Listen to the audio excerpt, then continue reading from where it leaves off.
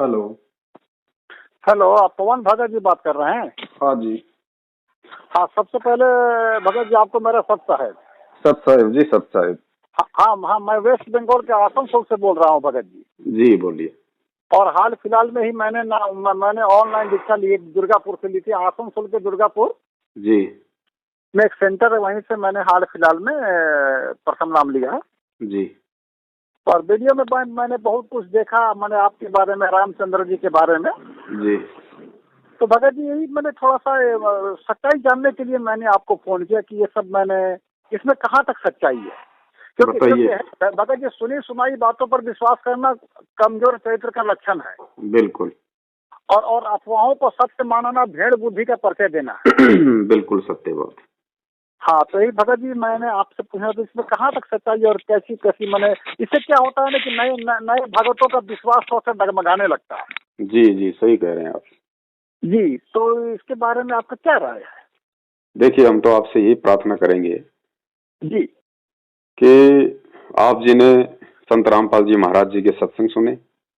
जी सत्संग सुन के आपकी आत्मा ने आपको स्वीकृति दी कि भाई ये परम संत है, सच्चा गुरु है, सच्चा ज्ञान है, मोक्ष का मार्ग है, और जी आप इनसे जुड़ जाओ। जी। और भगत जी एक बात छूट गई बोलने के लिए, मैं बोल सकता हूँ? हाँ जी, बोलो। हाँ, इसके पहले चूंकि मेरी उम्र है अभी 55 बरस, जी और मैं 18 साल तक राधा स्वामी सत्संग ब्यास से जुड़ा रहा। जी। 18 वर्षों तक मैं राधा स्वामी सत्संग ब्यास पंजाब से जुड़ा रहा। हम्म। और मैं परम संत रामपाल जी महाराज का सत्संग सुन करके, जो तुलसी साहब की किताब से बोल रहे थे कि 5 नाम काल के जानो, जी तो मेरे को बड़ा धक्का लगा। और मैं चूंकि पुस्तक पढ़ने का बड़ा शौकीन, और मैंने तुरंत ऑर्डर कर दिया, इलाहाबाद से उस पुस्तक को मैंने मंगवा लिया। जी और मंगवाने के बाद मैंने सत्यापन की जांच शुरू कर दी। जी। मैंने देखा कि परम संत बंदी छोड़ सतगुरु रामपाल जी महाराज की बातों में 100% सच्चाई है। जी। और ये जान करके मैंने दुर्गापुर और कलकत्ता में फोन किया कि ऐसी ऐसी बात है, तो फिर जाकर के मैंने प्रथम नाम वहां से ले लिया। जी जी, अब बोलिए सर। तो दास तो ये कह रहा था कि जब हर तरीके से संतुष्टि के बाद आपकी आत्मा ने आपको स्वीकृति दी कि भाई यहाँ से अब आपको जुड़ जाना चाहिए, जी लेकिन जुड़ने से पहले आप जी थोड़ा सा यदि विचार कर लेते कि मेरी आत्मा ने यदि इतने वर्ष तक धोखा खाने के बाद आध्यात्मिक मार्ग में जब पहली बार सच्चाई की ओर जाने के लिए इशारा किया है, और जिस महापुरुष का नाम लेने के लिए आत्मा कह रही है या उनसे जुड़ने के लिए कह रही है जी, तो सबसे पहले आपको ये विचार करना चाहिए था कि भाई वो महापुरुष जेल में क्यों है, जी, पीछे का कारण क्या है। क्योंकि ऐसा ज्ञान देने वाला, आत्मा को तड़पा देने वाला कुछ गलत तो कर नहीं सकता। जी तो फिर गलत हुआ क्या, किसने किया, क्यों किया, बरवाला कांड का रीजन क्या है। आपको नाम दीक्षा लेने से पहले उस बरवाला कांड की गहराई में आपको जाना चाहिए था जी। लेकिन वो आप नहीं जा पाए, ये आपकी गलती रही। अब आप ये भी नहीं कह सकते कि भगत जी हमें पता नहीं था। भाई देखो, पता नहीं था ये अपनी गलती है, क्योंकि आप जिसे अपना गुरु बनाने जा रहे हो जी, तो कम से कम आपको ये तो पता करना चाहिए कि मेरा गुरु है कहाँ, रहता कहाँ है, उसका आश्रम कहाँ है। जी जी, है ना। तो जाहिर सी बात आपको मालूम तो जरूर हो गया होगा कि भाई वर्तमान में गुरु जी जेल में है। जी जी। लेकिन आप उस कारण में नहीं जा पाए, और कारण में ना जा पाने के कारण आप इन फर्जी नामदान केंद्रों से जुड़ गए जी। और कारण में चले जाते भगत जी तो ताश की तरह सारे पत्ते आपकी आंखों के सामने होते कि भैया जिस परम संत ने दुनिया का सर्वश्रेष्ठ आध्यात्मिक ज्ञान दिया है, जो चींटी तक को सताने के लिए अपने भक्तों को मना करता है जी, वो संत कैसे अपने ही भक्तों के हाथों में पत्थर पकड़ा देगा, पेट्रोल बम पकड़ा देगा, हथियार पकड़ा देगा और पुलिस वालों के सामने खड़ा कर देगा कि मैं कोर्ट में नहीं जाऊंगा और पुलिस को अंदर मत आने दो। ये भगत जी संतों के नहीं, ये तो गुंडों के काम होते हैं। तो वो गुंडा कौन था जिसने उस महापुरुष की आड़ में उसके भक्तों को बरगलाया, उसके भक्तों को बेचारों को मूर्ख बनाया, उनकी भक्तों की श्रद्धा और भावना जो उनके अपने गुरुदेव के प्रति थी उनका नाजायज फायदा उठाया। जी। तो मालूम पड़ता कि वो सबसे बड़ा जो गुंडा था, सबसे बड़ा जो वो दुष्कर्मी इंसान था, वो स्वयं उस महापुरुष का छोटा भाई महेंद्र था। जी। और उस महेंद्र ने सन 2012 में ही छल बल करके पूरे आश्रम को अपने हवाले कर लिया था, फर्जी डॉक्यूमेंट्स बनवा के जी। और नीचे नीचे राष्ट्रीय समाज सेवा समिति नाम का एक संगठन बना लिया था। उस संगठन में अपने मतलब के लोगों को उसने ऐड कर लिया, जिसमें गुरुजी का जमाई भी था, गुरुजी के दोनों लड़के भी थे, और भी मैन जो आदमी थे मैनेजमेंट में, उन सबको उसने उस राष्ट्रीय समाज सेवा समिति के बैनर तले इकट्ठा कर लिया। और ये लोग गुरुदेव की एक भी बात नहीं माना करते थे, आश्रम में सारी अपनी मनमानियां किया करते थे। गुरुदेव का करोथा कांड का सन 2006 का जो मामला था जी, जिसमें आर्य समाजियों के साथ में झगड़ा हुआ था, क्योंकि परमात्मा ने आर्य समाजी महर्षि दयानंद सरस्वती के द्वारा एक सत्यार्थ प्रकाश पुस्तक लिखी थी जी। और महर्षि दयानंद जी ने क्या किया कि उन्होंने वेदों का अनुवाद तो किया उसने बाद में, और पहले उन्होंने अपना जो अनुभव था भगवान को जानने का, पहचानने का, वो उन्होंने सत्यार्थ प्रकाश नाम की पुस्तक में लिख दिया और लिख करके उस पुस्तक को उन्होंने समाज में वितरित कर दिया। जी जी जी, उन्होंने सबका पर्दाफाश किया, राधा स्वामी मत का भी पर्दाफाश किया और समाज के प्रति मैंने सभी संतों महात्मा नकली गुरुओं को उन्होंने पर्दाफाश कर ही दिया। जी जी जी। नहीं, वो बात आपकी सही है, लेकिन मैं जिस पॉइंट पे आ रहा हूँ और जहां पे आपको लेके जाना चाहता हूँ, मैं उस पॉइंट पे आ रहा हूँ भगत जी। वो तो आपने देख लिया होगा सारा, हमें पता है अब तो। जी। तो महर्षि दयानंद जी ने सत्यार्थ प्रकाश को पहले लिख के समाज में बांट दिया। बोलिए। तो महर्षि दयानंद जी ने सत्यार्थ प्रकाश को लिख के पहले मार्केट में बांट दिया जी, और बाद में जब उन्होंने वेदों को देखा कि वेदों में क्या लिखा है, तो वेदों में तो बिल्कुल विपरीत लिखा हुआ था जो उन्होंने सत्यार्थ प्रकाश में लिखा था। तो फिर महर्षि दयानंद जी ने क्या किया कि सत्यार्थ प्रकाश वाली बात को ऊपर रखने के लिए वेदों के अर्थों में अनर्थ कर दिया जी, जिसका पर्दाफाश सतगुरु रामपाल जी महाराज जी ने किया। जी जी। और जब उसका पर्दाफाश सतगुरु रामपाल जी महाराज जी सार्वजनिक तौर पे सत्संगों में, टीवी चैनलों पे करने लगे, तो आर्य समाज के जो कुछ प्रतिनिधि थे जिनकी रोजी रोटी उन शास्त्रों को बेच के चल रही थी, उन लोगों ने बेचारी भोली जनता को भड़काना शुरू कर दिया कि रामपाल जी गलत अनुवाद बता रहे, महर्षि दयानंद जी की निंदा करते हैं, सत्यार्थ प्रकाश की निंदा करते हैं। इस तरह से लोगों को भड़का के उन्होंने करोथा कांड करवाया। और करोथा कांड में प्रशासन भी उन्हीं आर्य समाजियों के साथ में था। कहने का मतलब है वो झूठा वहां पे झगड़ा करवा दिया जिसमें एक व्यक्ति की मौत हो गई जिसका नाम था सोनू, और वो मुकदमा लग गया संत रामपाल जी महाराज जी पे कि वही संत रामपाल जी महाराज जी के कारण इसकी मौत हुई है। तो वो मुकदमा गुरु जी का कोर्ट में चल रहा था जिसकी तारीखें पड़ रही थी जी, क्योंकि 2006 में ये करोथा कांड हुआ था। उस कांड में गुरुजी 21 महीने जेल में रहे। 2008 के लास्ट में गुरुजी आ गए थे आश्रम में। उसके बाद गुरुजी की तारीखें पड़ रही थी क्योंकि गुरुजी उस मुकदमे में जमानत पे बाहर थे। अब जमानत पे बाहर हैं तो जाहिर सी बात है भगत जी कोर्ट में तो जाना ही पड़ेगा तारीखों पे। जी जी। लेकिन इन लोगों ने क्या किया, ये जो सतलोक आश्रम मैनेजमेंट हरियाणा था जी, इन लोगों ने गुरुजी को उन तारीखों पे नहीं जाने दिया और हर बार ये लोग कोर्ट को गुमराह करते रहे। कभी तो गुरुजी का फर्जी मेडिकल बना के दे दिया कि वे बीमार हैं, कभी मेडिकल बना दिया कि वे यहाँ है ही नहीं, वे बाहर हैं। इस तरह से इन्होंने कोर्ट की भगत जी 42 बार अवमानना की, 42 बार जी। और वो 42 बार अवमानना होते होते सन 2014 का टाइम आ गया जी। अब भगत जी कोर्ट की भी कुछ मर्यादा होती है, उनके भी कुछ नियम है भगत जी जी। तो 42 बार यदि आप किसी की अवमानना करोगे तो सरकार के पास तो सारे अधिकार हैं जी। तो उन्होंने आदेश दिया फिर कोर्ट ने कि भाई ये तो कानून का मजाक बनाया जा रहा है। संत रामपाल जी महाराज जी यदि सही हैं, वो गलत नहीं है, तो इसका निर्णय सांसारिक तौर पे संत रामपाल जी महाराज जी नहीं कर सकते। इसका निर्णय करेगा प्रशासन, इसका निर्णय करेगा कोर्ट। तो कोर्ट में उनको हाजिर होना चाहिए। अगर वो सच हैं तो उनको कोर्ट में जाने से दिक्कत क्या है। लेकिन इन लोगों ने गुरुजी को एक आम व्यक्ति मान के, एक आम संत मान के इन्होंने गुरुजी से भी झूठ बोला और उधर इन लोगों ने जो है यहाँ जो अपनी जो न्यायपालिका है, जो कोर्ट है, उसमें भी झूठा मेडिकल गुरुजी का लगाते रहे। नौबत यहां तक आ गई कि पुलिस को, न्यायालय के द्वारा पुलिस को फाइनली टारगेट मिल गया कि संत रामपाल जी महाराज जी को फला फला तारीख को कोर्ट में हाजिर करो, चाहे वे बंकर में छुपे हों, चाहे वो पाताल में छुपे हों, चाहे वो कहीं भी हो, उनको कोर्ट में पेश किया जाए। उसके लिए चाहे कुछ भी छल बल का प्रयोग किया जाए। तो कोर्ट ने अपनी कोशिश की तो सतलोक आश्रम मैनेजमेंट हरियाणा ने, क्योंकि भगत जी बहुत ज्यादा अहंकारी लोग हो चुके थे, ये बहुत ही ज्यादा मनवस हो चुके थे, काल का इनके ऊपर अटैक हो चुका था, क्योंकि मनमानियां किया करते थे ये लोग गुरुजी की आड़ में। जी जी जी जी। तो इनको लगा कि हमारे पास तो लाखों भगत हैं, इतना पैसा है, सरकार हमारा क्या बिगाड़ देगी जी। तो इन्होंने क्योंकि गुरुजी से तो आम व्यक्ति को मिलने दिया नहीं जाता था आश्रम में जी। तो इन लोगों ने क्या किया भगत जी, गुरुजी की आड़ में, जी गुरुजी के आदेश की आड़ में, और इन्होंने परमात्मा को, जब बरवाला कांड हुआ तो उससे 4 दिन पहले इन लोगों ने परमात्मा को जान से मारने की कोशिश भी की और इन्होंने गुरुजी को नजरबंद कर दिया।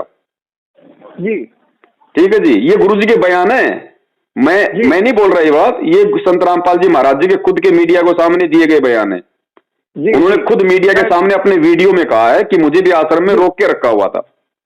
अब मैं छुपा नहीं रहता तो मेरे को जान मार देते। जी जी जी हाँ, अगर मैं छुपा नहीं रहता तो ये लोग मुझे मार देते, ये उनके बयान है। और सत्यवादी कभी झूठ नहीं बोलता, और वास्तव में इन्होंने ऐसी हरकत की थी, क्यों की थी, क्योंकि ये लोग ज्ञान को ना समझ पाने के कारण उनको गुरु या परमात्मा नहीं मानते थे, केवल उनको एक साधारण सा संत मानते थे।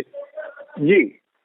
तो जब कोर्ट ने फाइनल टारगेट जब दिया, वो टारगेट के भैया किसी भी तरह से उनको पेश किया जाए, जी, और जब इनको मालूम पड़ा कि प्रशासन आश्रम के ऊपर चढ़ाई करने वाला है, सरकार मुस्तैद हो गई है, 3-4 आर्मी की टुकड़ियां आ गई है, बीएसएफ वगैरह की, जी, तो इन्होंने ऑल ओवर इंडिया में जो भी इनका नेटवर्क था, जितने भी इनके कोऑर्डिनेटर थे, उनके माध्यम से फरमान जारी करवा दिया कि गुरुजी का आदेश है और जितने भी जो जवान भगत हैं वो सभी सतलोक आश्रम बरवाला में आ जाओ, वरना सबका नाम खंड हो जाएगा, गुरुजी का आदेश है। जी। तो बेचारे जो भगत थे अपने भाव और श्रद्धावश आश्रम की तरफ दौड़ लिए। आश्रम में जाने के बाद उनको आदेश दिया गया कि गुरुजी का आदेश है, गुरुजी कोर्ट में नहीं जाना चाहते और पुलिस आश्रम के अंदर नहीं आनी चाहिए, तो आप लोगों ने कमांडो बनना है, कमांडो। तो बेचारे भक्तों को काले कपड़े पहना के उनके हाथों में जो है लठ दे के सारी इन्होंने पूरी व्यवस्था कर ली, पेट्रोल के बम बना लिए, जो है छोटी छोटी ईंटें तोड़ के रख ली, और कुछ मतलब बंदूकधारियों को इन्होंने बाहर से बुलवा लिया। हाँ। और आश्रम के अंदर पूरा मुस्तैद हो गए कि यदि पुलिस अटैक करती है तो आर पार की लड़ाई होगी। जी। अब भगत बेचारा भोला होता, उसको नहीं पता इन सब बातों का, क्योंकि नए नए लोग जुड़ते हैं, उनको नहीं पता होता। तो भक्तों ने सोचा भाई वास्तव में गुरुदेव का आदेश होगा, और गुरुदेव का आदेश है तो उसकी पालना करनी पड़ेगी, वरना फिर हमारा तो जीवन बेकार हो जाएगा। जी। तो भगत बेचारे इस भाव में आके वहां पे कमांडो बन गए और पुलिस वालों से लड़ने के लिए तैयार हो गए। जी। फिर हरियाणा प्रशासन ने देखा कि भाई संत रामपाल जी ने तो अपना पूरा मतलब सैन्य दस्ता तैयार कर लिया है, पूरे कमांडो तैयार कर लिए हैं। अब प्रशासन ये थोड़ी देख रहा है कि भाई ये किसी मैनेजमेंट ने किया है या किसी उनके भाई ने किया, प्रशासन तो गुरुजी को टारगेट बनाएगा ना। जी जी, तो मेन आदमी को टारगेट बनाएगा। जी। तो प्रशासन ने और आदेश दे दिया कि भैया कुछ भी करना पड़े, उनको हर हाल में पकड़ना है, क्योंकि ये नाक की लड़ाई हो गई। तो प्रशासन ने भगत जी तकरीबन 25 से 30 हजार पुलिस फोर्स की व्यवस्था की अचानक। हाँ। जी। और पता नहीं 16 टुकड़ियां बीएसएफ की, फलाना टुकड़ियां सीआरपीएफ की, आरपीएफ की, पता नहीं 25 से 30 हजार वहां पे पुलिस फोर्स के जवान आश्रम के चारों तरफ मुस्तैद कर दिए गए और धारा 144 लगा दी गई पूरे बरवाला में। जी। और पुलिस ने फाइनली 18 तारीख को काफी बार उन्होंने अनाउंसमेंट किया कि भैया हमारा भक्तों से कोई झगड़ा नहीं है, आप भगत लोग यहां से हट जाओ, प्रशासन को अपना काम करने दो, हम केवल संत रामपाल जी महाराज जी को कोर्ट में पेश करना चाहते हैं, तारीख हो जाएगी, तारीख के बाद में जो भी कोर्ट का डिसीजन होगा वही हमें मान्य होगा, हमारा आप लोगों से कोई झगड़ा नहीं है। जी जी। ठीक है। तो उसी समय ये जितने भी मैनेजमेंट के लोग थे, आपने इनके इंटरव्यू भी देखे होंगे, हमने भी भेजे हैं, तो खुद वहां पे संत रामपाल जी महाराज जी का जो भाई है महेंद्र, उसने मीडिया को इंटरव्यू दिया कि संत रामपाल जी महाराज जी आश्रम के अंदर मौजूद नहीं है, हमने उनको स्वास्थ्य इलाज के लिए परसों बाहर भेज दिया हॉस्पिटल। जी। अब भगत जी पुलिस है, वो कोई मूर्ख थोड़ी है भक्तों की तरह। पुलिस वालों ने देखा यार ये कह रहे हैं कि हमने परसों संत रामपाल जी महाराज जी को इलाज के लिए बाहर भेज दिया, और यहां तो 20,000 पुलिस फोर्स पिछले 6 दिन से पड़ी है, धारा 144 लग रही है, चिड़ी का बच्चा आश्रम से बाहर जा नहीं सकता, तो संत रामपाल जी महाराज जी कहां से चले गए। जी।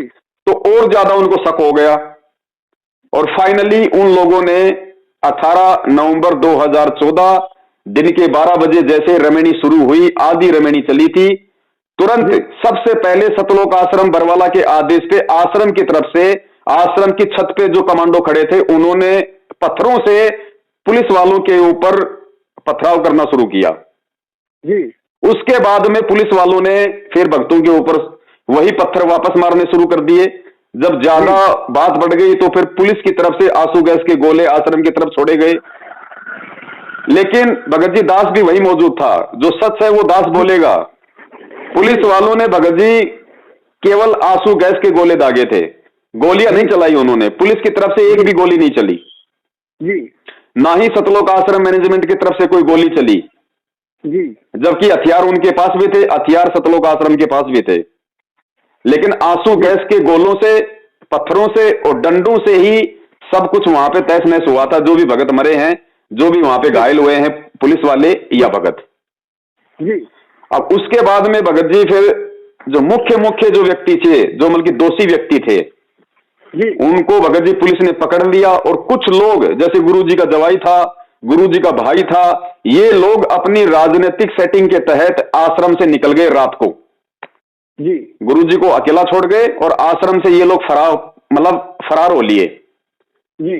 और 19 तारीख की रात को 9 साढ़े 9 बजे के आसपास गुरुजी को हरियाणा पुलिस प्रशासन पंजाब के पंचकुला में लेके गया। पंचकुला में पहुंची पुलिस की टीम 1 बजे। गुरुजी का मेडिकल हुआ। गुरुजी बिल्कुल स्वस्थ थे, किसी प्रकार का कोई बीमारी कोई रोग नहीं था जी। जो ये लोग झूठे मेडिकल बना के दे रहे थे कि वो अस्वस्थ हैं, बेड से उठने की भी उनकी हिम्मत नहीं है, वही गुरु बिल्कुल स्वस्थ पाया गया। क्योंकि गुरु ने पहले कह दिया था कि मुझे तो बंधक बना के रखा हुआ था, मेरी कोई बात ये लोग नहीं मान रहे थे। जी। जी। तो हॉस्पिटल से नीचे जैसे गुरुदेव आए तो गुरुदेव को मीडिया वालों ने पूछा कि रामपाल जी आपने जो गुंडे तैयार कर रखे थे, आपने जो इतना सब कुछ किया, तो गुरुजी ने कहा भाई मेरे कोई गुंडे नहीं थे, वो राष्ट्रीय समाज सेवा समिति के थे। हाँ वो वीडियो मैंने देखा है जी। तो गुरुजी ने स्पष्ट कहा कि भाई वो मेरे नहीं थे, वो राष्ट्रीय समाज सेवा समिति के थे। तो मीडिया वालों ने कहा कि रामपाल जी समिति भी तो आपकी है। तो गुरुदेव ने कहा कि नहीं, समिति मेरी नहीं है जी। तो ये क्लियर हुआ, सब कुछ साफ हो गया कि भाई ये जो भी कांड हुआ, जो भी कांड करवाया, ये केवल संत रामपाल जी महाराज जी के भाई और मैनेजमेंट के कुछ लोगों ने अपनी मनमानी हरकतों के चलते अहंकार में आके इन्होंने ये कांड करवाया।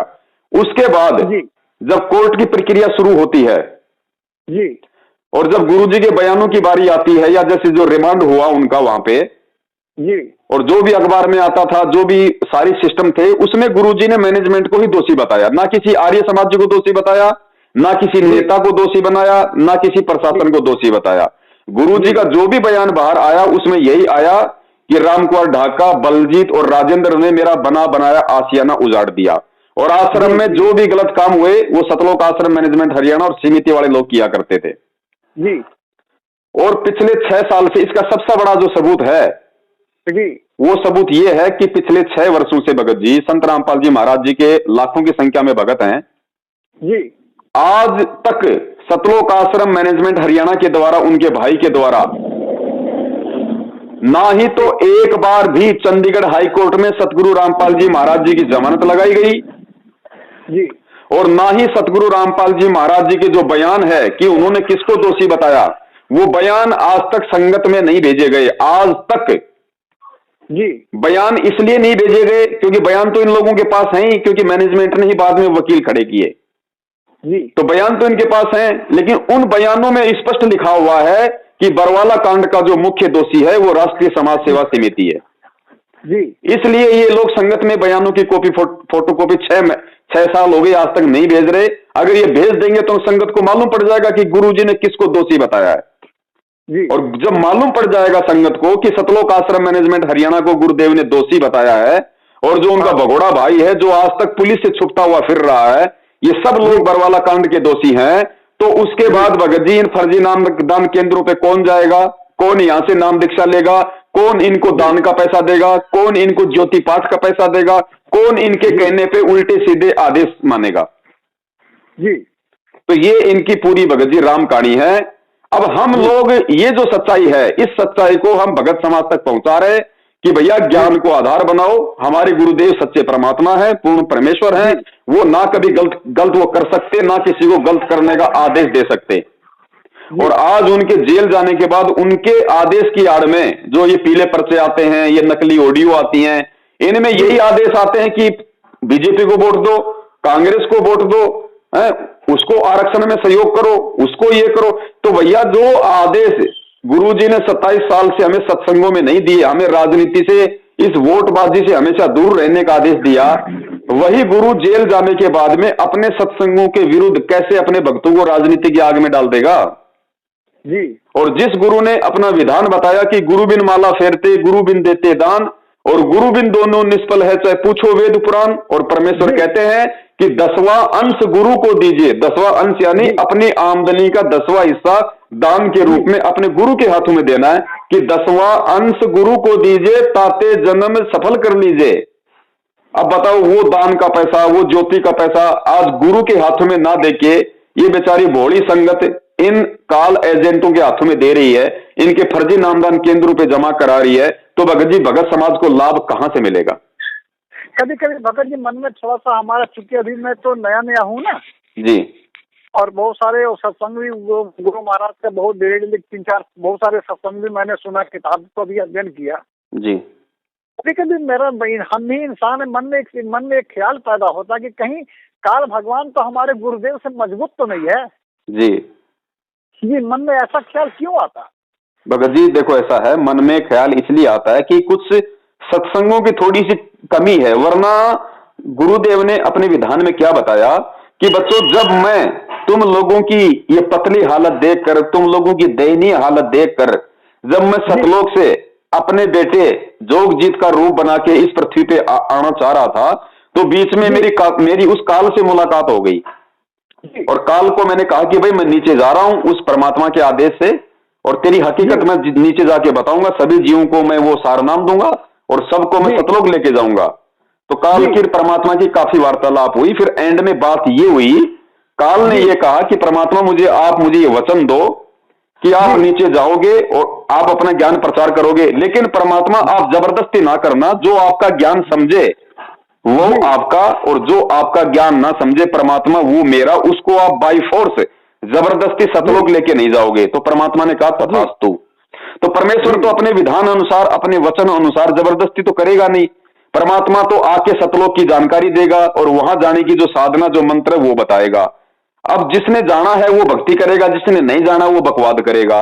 फिर परमात्मा ने बताया कि भाई देखो, यहां का विधान है, काल, वो परमेश्वर ने कहा कि जब तक हंसा मेरी आना और काल लगे ना तेरा बाणा, कि हे काल, जब तक मेरा भगत, मेरा हंस मेरी आन में रहेगा, मेरी मर्यादा में रहेगा, तब तक तेरा अटैक नहीं हो सकता, तेरा दाव मेरे भगत पे नहीं लग सकता जी। तो भगत जी, अगर ये सतलोक आश्रम मैनेजमेंट हरियाणा यदि मर्यादा में होता तो भगत जी उस काल की क्या औकात, उस जैसे 1000 काल भी यदि उस आश्रम के बाहर आ जाएं, और जिस आश्रम में भगत जी पूर्ण परमात्मा बैठा हो, जिस आश्रम को परमात्मा ने मिनी सतलोक बना रखा हो, जिस आश्रम में हजारों भगत रोजाना सतनाम का जाप करते हो, जिस आश्रम में परमात्मा की ज्योतियां जल रही हो, भगत जी उस आश्रम में 1000 काल भगवान मिलकर भी उस बरवाला आश्रम की एक ईंट तक नहीं उखाड़ सकता। लेकिन परमात्मा का विधान था कि जब तक हंसा मेरी आना, काल लगे ना तेरा बाना। तो भगत जी ये लोग मर्यादा में नहीं थे, जिस कारण से इन लोगों के माध्यम से उस काल को आश्रम में प्रवेश करने का मौका मिल गया जी जी। और परमात्मा के विधान के विपरीत होने से फिर तो परमात्मा किसी को मना करेगा ही नहीं। भाई गुरुजी ने क्या कहा कि भाई अगर तुम लोग हाथी पे बैठे हो और नीचे चाहे 20 कुत्ते भौ भौ करे, तुम्हें घबराने की जरूरत नहीं है, वो तुम्हारा कुछ नहीं बिगाड़ सकते। लेकिन अगर तुम अपनी गलती से हाथी के नीचे उतर जाओगे, फिर तो तुम्हारी पिंडी पाड़ेंगे जी। तो भगत जी परमात्मा रूपी हाथी के ऊपर जो ये मैनेजमेंट बैठा हुआ था, कभी बाद में ये अपनी गलती के चलते उस परमात्मा से नीचे उतर गए, और नीचे तो भगत जी काल तैयार खड़ा था। अब देखिए, मैंने कहा जाता है ना कि गुरु पुण्य आत्माओं को मिलते हैं जी, गुरु पुण्य आत्माओं को अपने शरण में लेते हैं जी। तो वो पुण्य आत्मा जब गुरु के शरण में चल जाते हैं तो फिर गुरु द्रोही कैसे बन जाते हैं भगत जी? देखो भगत जी, बात ऐसा है, ये जीव आत्मा ऐसा तो है नहीं कि आप और हम सबको परमात्मा जब यहाँ सतलोक आए तो हम सबको अपने साथ में लेके आए थे। हम तो परमात्मा से बहुत ही पहले यहाँ पे आए हुए ना जी। भाई, इस 21 ब्रह्मांड में परमात्मा बाद में आए, पहले हम आए काल भगवान के साथ। जी और जब परमात्मा प्रथम सतयुग में इस पृथ्वी पे आए, तब तक तो भगत जी हमारे इतने कर्म बिगड़ चुके थे, हमने इतने, कभी वो कसाई के जन्म भोगे, कभी राजा के जन्म भोगे, कभी आम व्यक्ति के जन्म भोगे, तो हमारे जी इतने कर्म बिगड़ चुके हैं, इतने कर्म बिगड़ चुके हैं भगत जी, हमारे ऊपर इतने पाप कर्मों का बोझ है, जो परमात्मा धीरे धीरे उसको साफ करने में लगे हुए हैं। तो होता क्या है भगत जी, परमात्मा की जो शरण जीव को मिलती है ना, वो शरण उसके उन अनंत युगों वाले जो जन्म है, उन जन्मों में उसने जो अच्छे काम किए, जो पुण्य काम किए, उन पुण्य कर्मों के आधार से परमात्मा उसको मानव जन्म देके अपनी शरण में लेता है। इसलिए परमात्मा उनको कहता है कि पुण्य आत्मा। अब साथ में पुण्य के साथ साथ उस आत्मा के पाप कर्म भी उसके साथ में रहते हैं जी। अब वो आत्मा सतगुरु की शरण में आने के बाद इस ज्ञान को आधार बनाकर यदि और अपने पुण्य बनाएगी मर्यादा में रह के जी, तब तो पुण्य आत्माएं रहेगी, उसके ऊपर कोई दाव नहीं लगेगा। और वो आत्मा सतगुरु की शरण में आने के बाद भी यदि वो छल बल को नहीं छोड़ेगी, राग द्वेष ईर्ष्या को नहीं छोड़ेगी, अपनी मनमानी हरकतों को नहीं छोड़ेगी, तो भगत जी परमात्मा का विधान है काल भगवान के साथ कि परमात्मा जबरदस्ती ना करना, जो आपका ज्ञान समझ के आपको स्वीकार करे वो आपका, और जो आपका ज्ञान समझ के फिर भी बकवाद करे वो मेरा जी। तो जो बकवाद करता है भगत जी, फिर काल उस पर हावी हो जाता है और फिर उसके अंदर वो गुरु और भक्ति के प्रति उल्टी भावना भर देता है, जिसके चलते फिर वो गुरुद्रोही हो जाता है। हाल फिलहाल में एक वीडियो मैंने देखा था भगत जी जी, जिसमें आपकी मैंने बातों में उतना मैंने इतना ज्यादा दम था जी। वो वीडियो मैंने देखा था कि आप जवाब दे रहे थे इनका कि रामदूत के एक नितिन रायजादा नाम के जो संत कबीरपंथी बने हुए हैं जी जी जी, उसका वीडियो मैंने आपको देखा था, शायद एक साल पहले का होगा, मैंने परसों ही देखा था जी जी जी, जिसमें आपने उनको चैलेंज भी किया था कि मुझे आकर के मेरे से इस टॉपिक पर आप बात कर सकते हो। भगत जी मदन पंथ को आज भी चैलेंज है, आज भी अगर वो चाहे तो किसी भी दिन इस कबीर पंथ पे ज्ञान चर्चा के लिए आ सकता है भगत जी। जी, और दूसरी बात एक तो ये भगत जी उनको भी मैंने वीडियो देखा था, संजय नाम के भगत जी जो है जी, हिमाचल प्रदेश में गुरु बन करके बैठे हैं जी, वो संत रामपाल जी के ही महाराज के शिष्य है ना। हाँ जी, संत रामपाल जी महाराज जी के शिष्य थे और शुरू में बरवाला कांड के बाद वो भी हमारे साथ मिलके सच्चाई संगत को बता रहा था जी, लेकिन बाद में चल के उसके मन में दोष आ गए, जैसे गुरु जी को उम्र कैद हुई जी, तो उसके मन में दोष आ गए, क्योंकि कहीं ना कहीं वो गुरु को मानुस मान रहा था, तो उसके मन में दोष आ गया कि अब गुरु जी जेल से बाहर नहीं आने। और जिस प्रकार गुरु जी की गैर हाजिरी का और भक्तों के भोलेपन का ये सतलोक आश्रम मैनेजमेंट हरियाणा फायदा उठा के अपने धर्म को धंधा बना लिया, क्यों ना तू भी उसी राह पे चल जी, तो उसके मन में दोष आया और उसने भी अपना अलग से चिमटा गाड़ लिया। अच्छा, फिलहाल एक वीडियो मैंने देखा था 2014 में, एक निरंकारी महात्मा नाम लिए थे जी, वो बिहार के ही थे। अच्छा, और उन्होंने शायद 52,000 लोगों को नाम भी दिया था जी, और निरंकारी पद पर वो थे, वो छोड़ करके सदगुरु रामपाल जी के शरण में आए थे। 2014 को उन्होंने नाम दीक्षा ली थी। नहीं आया भगत जी, वो शरण में आकर भी शरण में नहीं आया, वो शरण में आकर भी शरण में नहीं आया, आज भी वो निरंकारी है जी, क्योंकि उसने नाम लिया सतगुरु रामपाल जी महाराज जी के जेल जाने के बाद जी, और जेल जाने के बाद में ये जो काल एजेंट सतलोक आश्रम मैनेजमेंट हरियाणा और जो गुरु जी का भाई है, ये लोग देखते मौका कि संगत को कैसे मूर्ख बनाया जाए, तो वो बंदा था वहां का गुजरात का, हाँ बिहार का था, बिहार का नहीं भगत जी, वो गुजरात का है जी। और अब उसको गुरु जी के भाई ने पूरे गुजरात का कोऑर्डिनेटर बना दिया जी, और जो आदेश गुरु जी का भाई देता है वो सारे आदेश वो खुद भी मानता है और बेचारी भोली संगत से भी मनवाता है, खुद के भी वो कर्म फोड़ रहा है और बेचारी भोली संगत के भी वो कर्म फोड़वा रहा है। तो इससे अच्छा तो निरंकारी में रहता तो ही ठीक था, कम से कम अपने उल्टे काम करके कम से कम वो अपने कर्म तो नहीं फोड़ता। जी जी जी जी जी जी, अब उसको प्रधान बना दिया, उसको गुजरात का संगत के ऊपर एमएलए बना दिया। अब भगत जी मान बढ़ाई का तो सारा खेल है बड़े भाई। परमात्मा कहते हैं राज त्यागना सहज है, सहज नारी का ने मान बढ़ाई ईर्ष्या दुर्लभ तजनाइए। तो पहले जो वो गुरु बना हुआ था वहां पे निरंकारी पंथ में, वो ही गुरु आई, उसको संत रामपाल जी महाराज जी के छोटे भाई ने गुजरात की दे दी। तो क्या बदल गया भगत जी उसका? अच्छा, तो फिर मैंने देखा था कि 2009 के बाद जितने भी नामदान केंद्र दीक्षा दिया वो सारे सब फर्जी दीक्षा केंद्र है। 2009 के बाद नहीं, 2014 के बाद। 2014 से पहले जो बरवाला कांड हुआ ना जी, बरवाला कांड से पहले तो देश विदेश में, उससे पहले गुरुजी ने कहीं कोई नामदान केंद्र नहीं खोला। जहां गुरुजी सत्संग करते थे केवल वही एक नामदान केंद्र था बस। ये गुरुजी के जेल जाने के बाद इन्होंने देश विदेश में 300 से ज्यादा ये फर्जी नामदान केंद्र, ये दुकानें जगह जगह खोल दी इन्होंने। अच्छा अच्छा, जी जी जी जी जी। उससे पहले नहीं था। इसलिए तो हम कह रहे हैं अगर गुरु ने नामदान केंद्र खोलने होते तो कांड से पहले खोल देता ना। तो हमने देखा था वीडियो में कि 2009 के बाद जो नामदान दीक्षा दी जा रही है वो फर्जी नाम। हाँ भगत जी देखो, ऐसा 2009 से सतलोक आश्रम बरवाला में डीवीडी से नाम दीक्षा दी जाने लगी थी। इसके पीछे का क्या रीजन है वो अभी हमने 1 घंटे का वीडियो बना के पूरा डाला हुआ है जी। गुरुजी ने तो स्पष्ट तौर पे बोल रखा है अपने वीडियो में, आपने देखा भी होगा, सुना भी होगा। गुरुजी कह रहे हैं कि पुण्यात्माओं इसी तरह से डीवीडी से नाम दिया जाएगा, फिर सारनाम भी डीवीडी से दिया जाएगा, लेकिन ये दास के सतलोक जाने के बाद ये व्यवस्था की जाएगी। जी जी, तो तो कहते हैं साध वचन पलटे नहीं, पलट जाए ब्रह्मंड। और सतगुरु कोई बच्चा नहीं होता जो मतलब भाई क्या बोल रहा है आगे जाके वो भूल जाएगा। जी जी। तो सतगुरु का वचन सत्य है। जब सतगुरु ने कह दिया कि मेरे सतलोक जाने के बाद में डीवीडी से नाम दीक्षा दी जाएगी, तो फिर 2009 से डीवीडी की शुरुआत किसने की? भगत जी चक्कर क्या होता है आध्यात्मिक मार्ग का, वही हमें सिस्टम समझना पड़ेगा कि काल और परमात्मा के क्या जो है वो एग्रीमेंट हुआ था। काल ने कहा था परमात्मा जबरदस्ती ना करना, तो परमात्मा ने जब वो सत्संग कर दिया, परमात्मा ने उससे पहले भी कई बार बोल दिया कि नाम देने का अधिकारी केवल परमात्मा होता है और मेरे अलावा कोई नामदान नहीं देगा, ठीक है। और वो डीवीडी परमात्मा ने 2005 में बना दी थी, ध्यान रखना। डीवीडी नाम की परमात्मा ने 2005 में बना दी थी। अगर डीवीडी से नामदान देना होता तो भगत जी फिर 2005 के 1 साल बाद करोथा कांड हुआ, गुरुजी 21 महीने जेल में रहे, तो उन 21 महीनों में डीवीडी से नाम दीक्षा क्यों नहीं दी गई? क्यों कोई नामदान केंद्र नहीं खोला गया?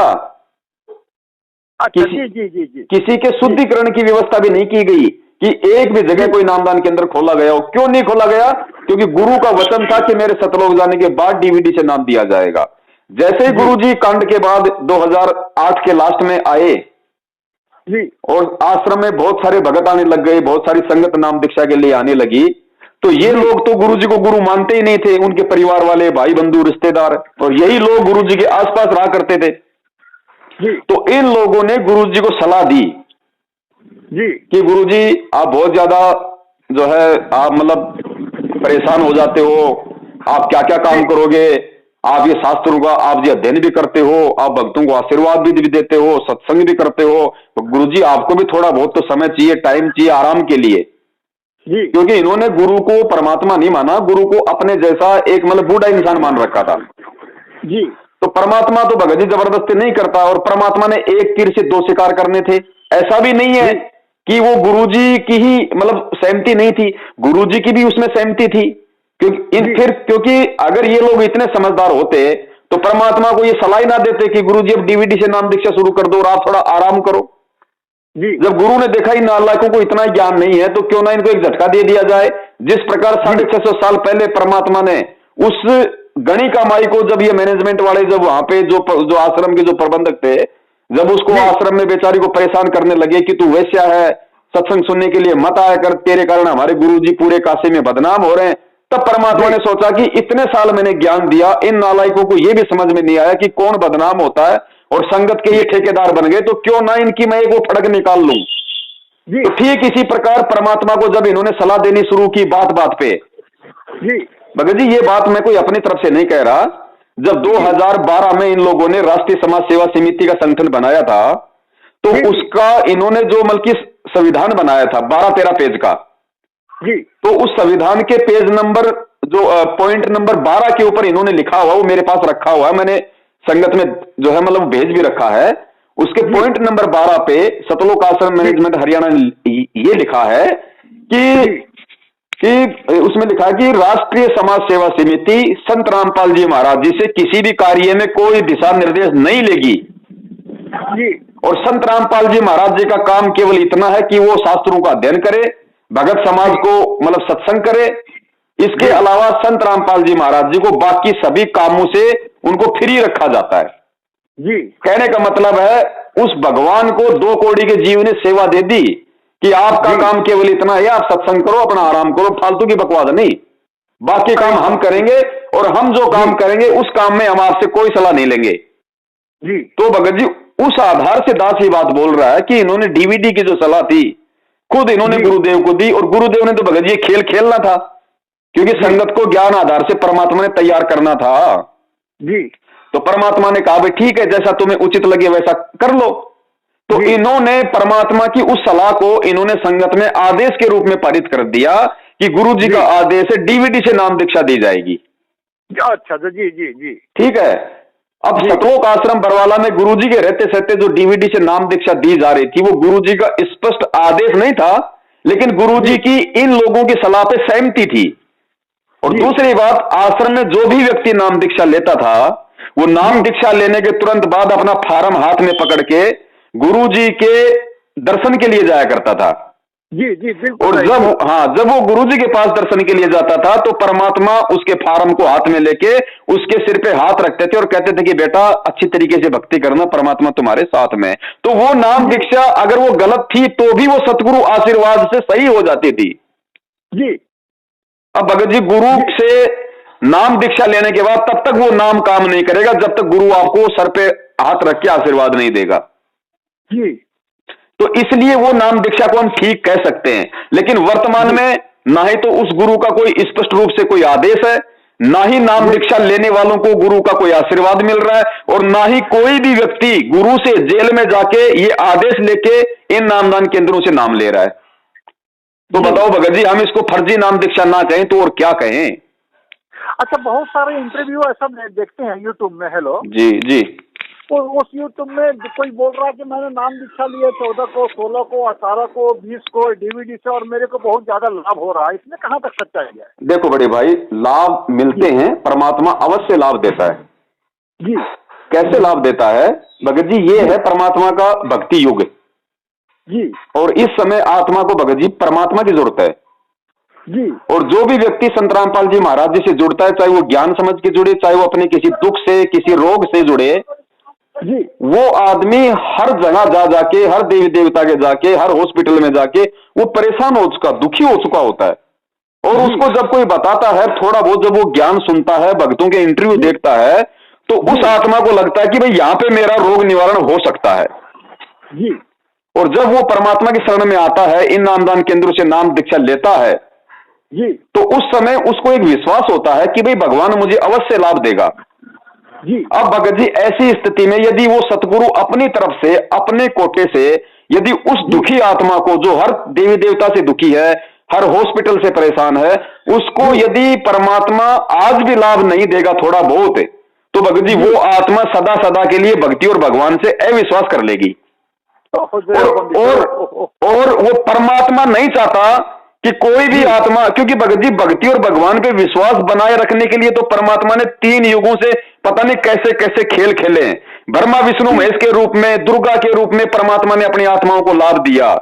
जी, जी, जी। इस दुनिया का भक्ति और भगवान से विश्वास ना उठ जाए, परमात्मा ने मीराबाई के जहर को अमृत बनाया, वरना श्री कृष्ण की हिम्मत नहीं थी जहर को अमृत बनाने की, क्योंकि जो श्री कृष्ण खुद जहर लगे तीर से मौत को प्राप्त हुआ, वो कैसे मीराबाई के जहर को भगत जी अमृत बना देगा जिसकी खुद की मौत बल्कि जहर लगे तीर से हुई?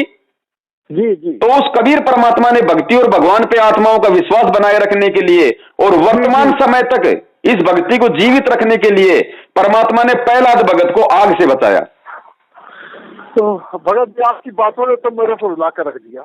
तो बड़े भाई, परमात्मा इसलिए लाभ दे रहा है, और जिस दिन ये भी फाइनल है, जिस दिन चाहे उस आत्मा को कितने लाभ मिल रहे हैं, कितने उसको सुख मिल रहे हैं, उस आत्मा को सुख और लाभ केवल तब तक मिल रहे हैं जब तक वो आत्मा मर्यादा में रह के भक्ति कर रही है, भले ही उसने फर्जी नामदान केंद्र से नाम लिया, कोई दिक्कत नहीं, हमने नाम को कभी फर्जी नहीं बताया, नाम परमात्मा का है, फर्जी केवल नामदान केंद्र है और ये लोग हैं।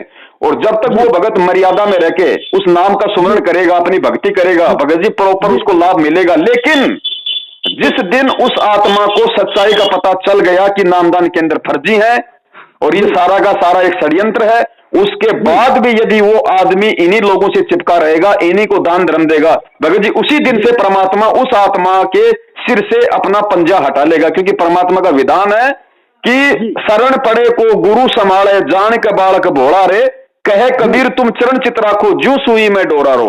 परमात्मा केवल तब तक ही भगत को शरण देगा जब तक वो भोला है जी। और जब उसको ज्ञान हो गया कि ये सब कुछ, ये पूरा षड्यंत्र है, बरवाला कांड केवल सतलोक आश्रम मैनेजमेंट हरियाणा का मनमाना आचरण है और गुरुजी को इन्हीं लोगों ने अपनी उल्टी हरकतों के चलते जेल करवाई है, उसके बाद भी यदि वो इनके कहने पे चलेगा, इनके नामदान केंद्रों पे जाएगा, इनको ज्योति पाठ दान का पैसा देगा, गुरुजी को 10 गालियां निकलवाने के लिए हिसार की तारीखों पे जाएगा, उसी दिन से परमात्मा उस आत्मा से दूर हट जाएगा। उसके बाद उस आत्मा को वही मिलेगा जो उसके संस्कार में है। सुख है तो सुख मिलेगा, दुख है तो दुख मिलेगा।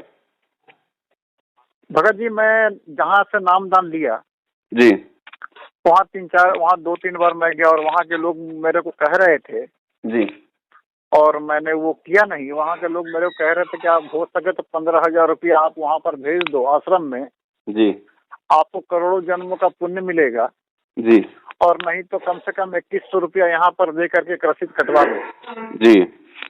मैंने ये दोनों में से कोई भी बात नहीं सुना जी, बहुत बढ़िया, दया परमात्मा की। जी जी। मैंने क्योंकि मैंने जैसे आपने कहा था कि दान देने का अधिकार केवल गुरु जी के हाथ में दान देना है। जी, जी, जी। और किसी के हाथ में दान नहीं देनी है जी। सो मैंने दान नहीं दिया। तो वे लोग थोड़ा सा नाराज हो गए जी। उन्होंने कहा कि आप इस काम करते, इतने बड़े आप ऑफिस सुपरिटेंडेंट हो, तो कम से कम 15,000 या 2100 रुपया का आप ज्योति पाठ के लिए पैसे दे दो। तो नाराज है तो नाराज है, मैं बस अपना जैसा कि आपने कहा कि मर्यादा में जो रहेगा उसी का, फर्जी नाम दान केंद्र से भी दीक्षा लेने पर उसको लाभ मिलेगा। बिल्कुल भगत जी, मर्यादा में रहनी है जी। भगत जी परमात्मा ने सन 1994 से 2014 तकरीबन 20 साल से ऊपर का समय हो गया था जी। परमात्मा ने ना तो किसी के दान के नाम पे कोई पर्ची काटी, ना किसी को परमात्मा ने कहा कि तुम दान दो। परमात्मा ने केवल एक अपना आध्यात्मिक विधान बताया कि भाई 10वां अंश गुरु को दीजिए, यानी जो 10वां अंश का पैसा जो तुम अपने गुरु को दोगे, जो कबीर परमात्मा का विधान है, उनकी वाणी है, और तुम जो 10वां अंश अपने गुरु के हाथ में दोगे वो तुम्हारा बनता है धर्म यज्ञ। और वो पैसा परमात्मा अपने ही भक्तों की सेवा में लगाता है, आश्रम बनाने में, उनके लिए भंडारे की व्यवस्था में, नहाने धोने, तो वो पैसा तुम्हारा वो धर्म में लग रहा है। तो वो पैसा तुमने दिया किसको? गुरु को। गुरु कौन? सुपात्र। और सुपात्र को दिया हुआ दान ही फलीभूत होता है, कुपात्र को दिया हुआ दान फलीभूत नहीं होगा। जी जी जी। इसीलिए परमात्मा ने भिखारी को पैसा देने से मना किया है। आप उसको भंडारा करवा दो, आप उसको खाना खिला दो, आप उसको कपड़े पहना दो, लेकिन पैसे का दान गुरु के अलावा सृष्टि में किसी को नहीं देना। या जब तक गुरु आपको आदेश नहीं दे कि बेटा तू इसको पैसा दे दे जी, तब तक जी। और ये बहुत लंबी चौड़ी कहानी है भगत जी। चलिए आपसे बात करके मेरे को मैंने बहुत कुछ, मैंने आँख के सामने जो काली पट्टी हुई थी, तो पट्टी लगी हुई थी, थोड़ी बहुत ढीली हो चुकी है।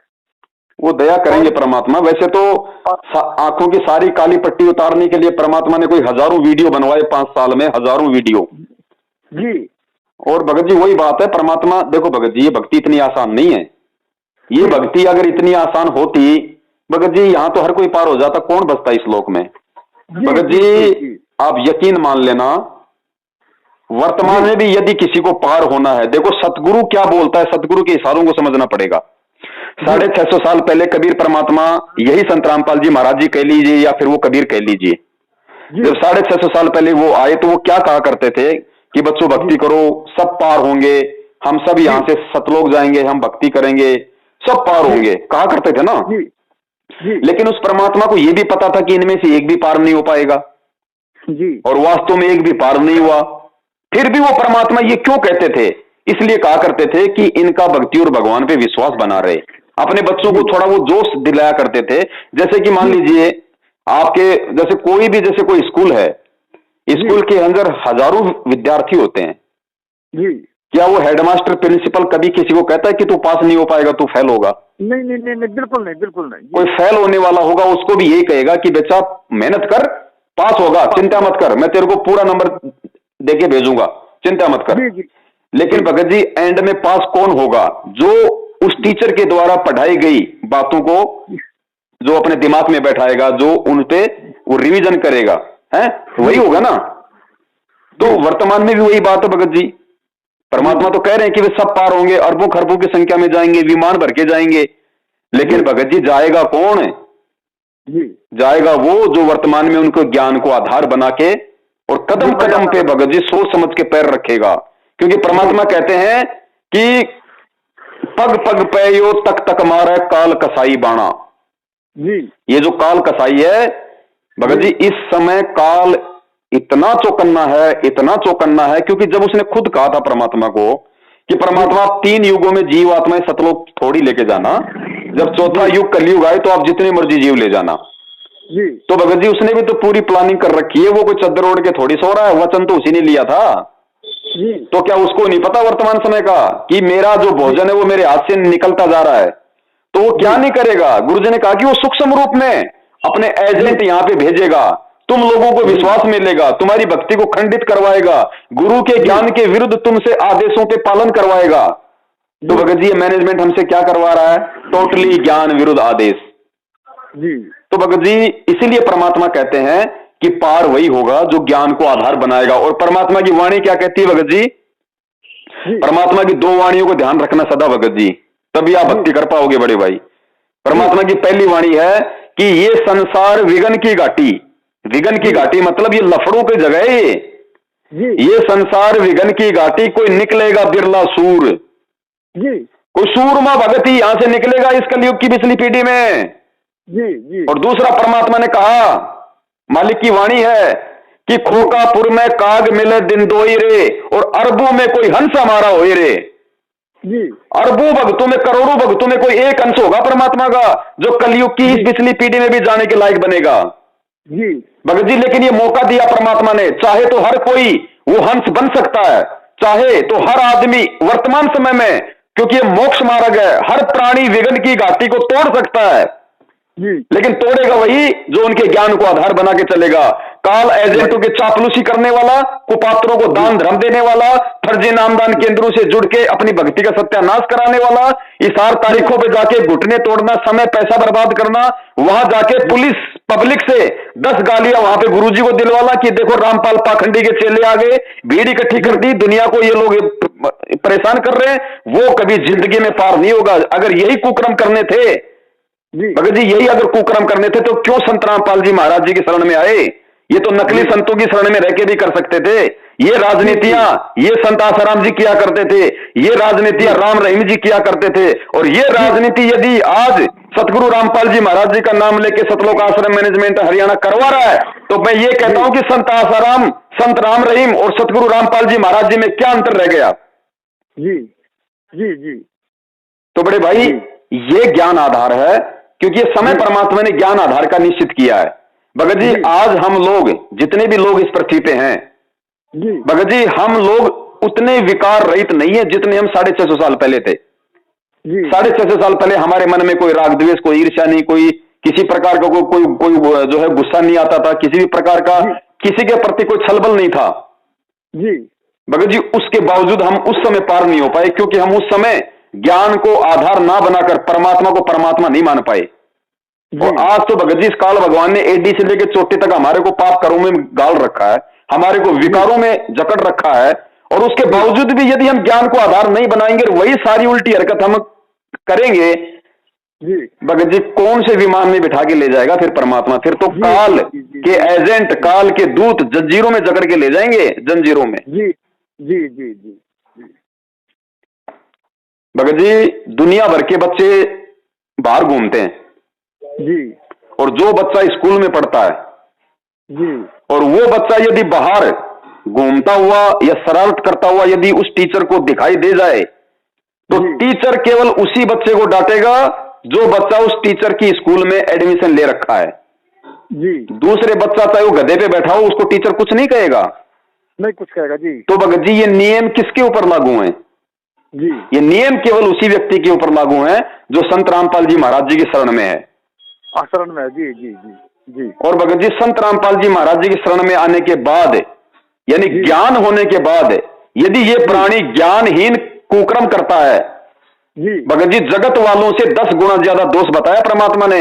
ये भगत लोग कहां अपने आप में टीटी पाक रहे हैं कि हम तो गुरु की शरण में आ गए, हमारा तो बेड़ा पार हो गया।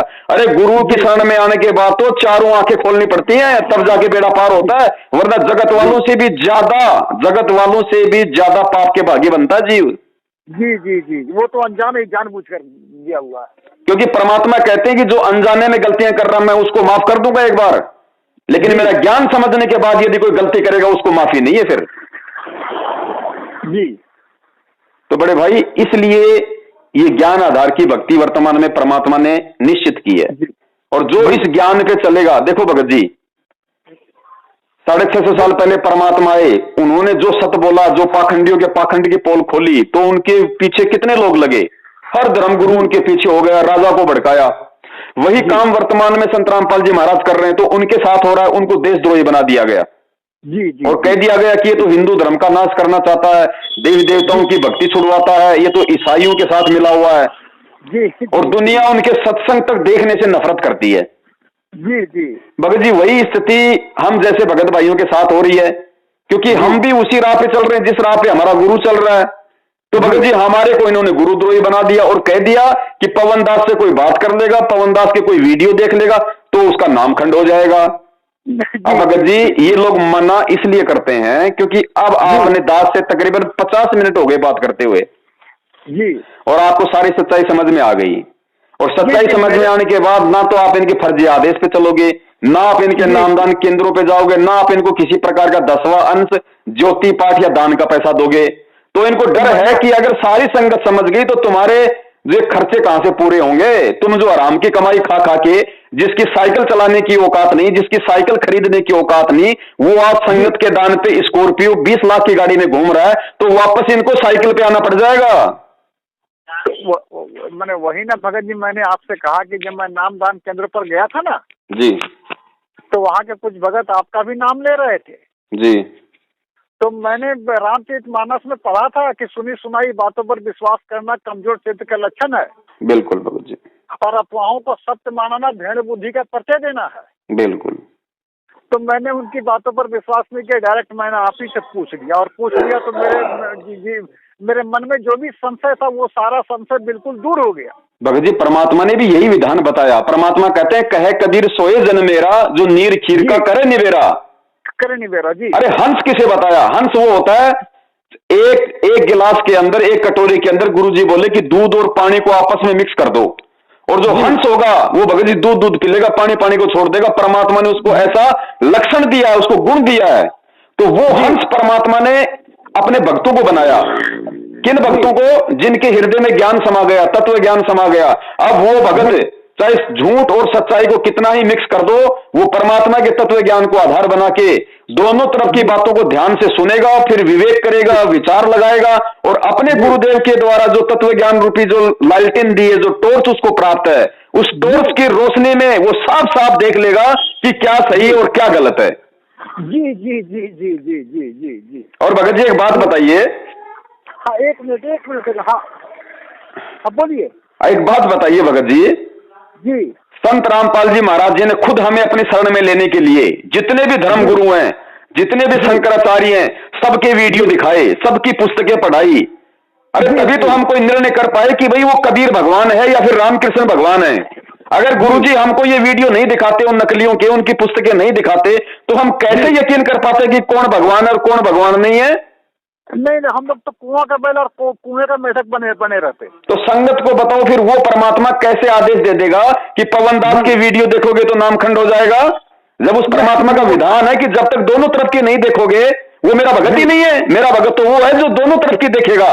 अरे देखने से नामखंड नहीं होता, देखने के बाद में गलत वस्तु को अपनाने से नामखंड होता है। जी जी जी जी जी जी। नहीं, मैं क्लियरिफिकेशन हो गया, आपसे बात करके क्लियरिफिकेशन हो गया। और भगत जी नाम दीक्षा आपने ले ली, उस समय तक देखो आप जी को सच्चाई का पता नहीं था, आपने किसी भी प्रकार की कोई शंका नाम पे नहीं करनी, नाम परमात्मा का है। लेकिन अब आपको सच्चाई का पता चल गया, आप जी परमात्मा को अपने घर में प्रकट मान के, भगत जी ये सत भक्ति है, आत्मा से परमात्मा का संबंध है, ये वही कबीर है, कोई संत रामपाल जी नहीं, ये ध्यान रखना। और कहते हैं मोको कहां ढूंढे रे बंदे, मैं तो तेरे पास में।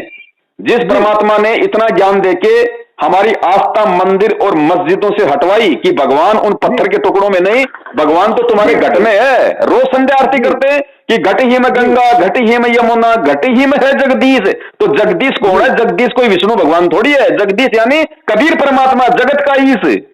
तो गुरुदेव कह रहे कि वो तो तेरे घट में है, तेरे घर में है बेटा, मैं तो तेरे साथ में हूं, मोकू कहां ढूंढे रे बावड़े, मैं तो तेरे पास में है। अब इन्होंने क्या कर दिया कि अगर गुरुजी कहीं है तो केवल नामदान केंद्रों पे है। इन्होंने वही नकली पंडित अज्ञानी धर्मगुरु वाली परिपाटी पे ये भगत समाज को लेके जा रहे हैं कि अगर तुम्हें कोई प्रार्थना करनी है तो नामदान केंद्र पे करो, पाक ज्योति का पैसा जमा कराना तो नामदान केंद्र पे करो, भगवान से कोई संकल्प लेना तो नामदान केंद्र पे करो। गुरुजी कहीं है, अगर तुम्हारा नाम खंड हो गया, मर्यादा खंड हो गई तो नामदान केंद्र पे आओ। अरे भैया नामदान केंद्र पे भगवान को तुमने रस्सियों से बांध रखा है क्या, जो हमारे को केवल वही मिलेगा जी। और मालिक कहते हैं कहे कबीर सुनो भाई साधो, मैं तो हूं विश्वास में। जी जी बिल्कुल। अगर तुझे विश्वास है तो चाहे पहाड़ की चोटी पे जाके बैठ जा, आत्मा से पुकार करेगा तो मैं तो अंतर्यामी हूं, मैं तो तुरंत पुकार सुनता हूं। परमात्मा कहते हैं चीटी पायल बाजे पैर, साहेब सुनता है सब लहर जी।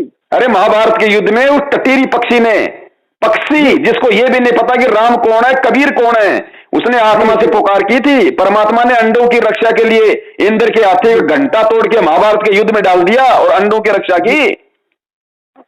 तो वही परमात्मा तो आज हिसार जेल में बैठा है, हमारे पास में है, हमारे साथ में है, उसी का तो हमें शब्द मिला हुआ है। तो क्या वो हमारी नहीं सुनेगा? हम तो डायरेक्ट उसकी शरण में जी, लेकिन सुनेगा उसकी जिसको विश्वास होगा। जी बिल्कुल बिल्कुल। जी जी। अन्यथा भगत जी वो कस्तूरी वाले हिरण की तरह चाहे भटकते रहो पूरी जिंदगी, भगवान नहीं मिलेगा। जी ठीक है भगत जी। ठीक है बड़े भाई। हेलो, हाँ आपसे बात करके बहुत मेरे शंकाओं का समाधान हो गया, बहुत ही अच्छा लगा मेरा। हेलो, ठीक है बड़े भाई। और हाँ भगत जी यही मेरा व्हाट्सएप नंबर है, मेरा शुभ नाम है मनोज कुमार लाला। ठीक है बड़े भाई, ठीक है, दया मालिक की। ठीक है सत साहिब। बोलो सतगुरुदेव की जय हो।